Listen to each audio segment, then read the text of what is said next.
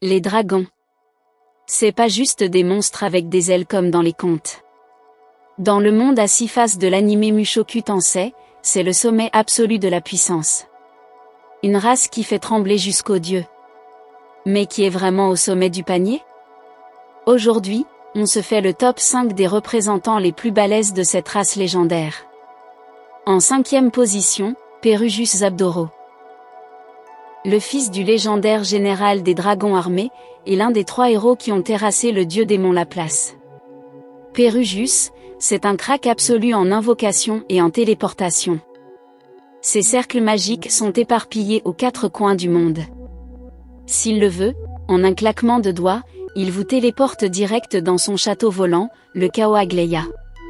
Mais attention, c'est pas juste un mage de soutien. Dans son arsenal, il a la porte du dragon d'argent, qui pompe la magie de l'adversaire jusqu'à la dernière goutte. Et la porte du dragon d'or, elle, neutralise carrément l'aura de combat. Il a collé ça à Atofé, et elle a rien pu faire, incapable de riposter ou de fuir. Pour achever le travail, il dégaine l'épée du roi dragon, qui envoie un rayon de lumière dévastateur. En plus de ça, il a 12 esprits anciens hyper intelligents et ultra puissants à son service, qui restent avec lui tant qu'il est en vie. Même si l'un d'eux se fait démonter, Perugius peut le réinvoquer dans son château. Leurs pouvoirs sont super variés. Par exemple, Sylvariel peut se déplacer instantanément partout où il y a de la lumière. Le scout parfait. En 4e position, Urupen. C'est le dieu dragon le plus faible de l'histoire, tout ça parce qu'il avait une réserve de mana ridicule. Mais ce qui lui manquait en magie, il l'a compensé avec un cerveau de génie. Pour économiser son mana au maximum pendant les combats, le 99e dieu dragon s'est créé son propre style. Il a combiné ses sorts et ses mouvements avec une aura de combat ultra fine, mais quasiment incassable. C'est comme ça qu'est née la technique suprême du style du Saint-Dragon.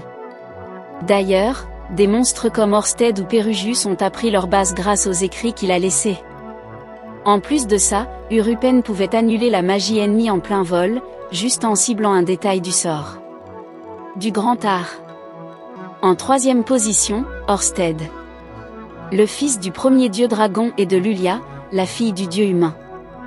Au moment de l'animé, c'est le sommet absolu de la puissance, l'être le plus fort encore en vie. Orsted maîtrise quasiment toutes les techniques du monde, du maniement de l'épée jusqu'à la magie de niveau divin. En se réincarnant dans un corps humain, il a perdu ses ailes de dragon, comme Perugius. Mais croyez-moi, quand vous vous retrouvez face à lui, l'absence d'ailes, c'est vraiment le dernier de vos soucis. En 2e position, Laplace. Un sang mêlé avec du sang de démon, élevé par le premier dieu dragon en personne.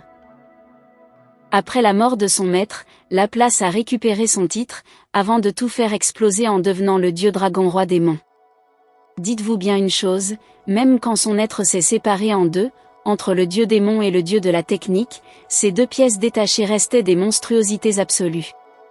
Le premier, les héros de l'humanité ont même pas réussi à le tuer, ils ont juste pu le sceller tant bien que mal. Et le deuxième squatte carrément la première place des 7 grandes puissances mondiales.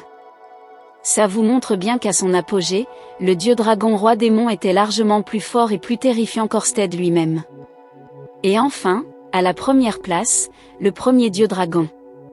Le patron ultime. Le plus puissant de tous les créateurs. C'est lui qui a élevé la place et qui a donné naissance aux 5 généraux dragons. Sa force était tellement démesurée, tellement monstrueuse, qu'il a détruit 4 mondes sur 6 à lui tout seul. Aucun personnage dans tout l'univers de Mushoku Tensei ne lui arrive à la cheville. On parle d'un niveau de destruction inégalé. Le monde à 6 faces regorge encore de centaines de secrets et de bastons légendaires. Dites-moi en commentaire quel personnage ou quelle histoire vous voulez qu'on décortique dans la prochaine vidéo. Et si la vidéo vous a plu, lâchez un gros pouce bleu, abonnez-vous à la chaîne et activez la cloche pour ne rien rater. On se capte très vite pour un nouvel épisode.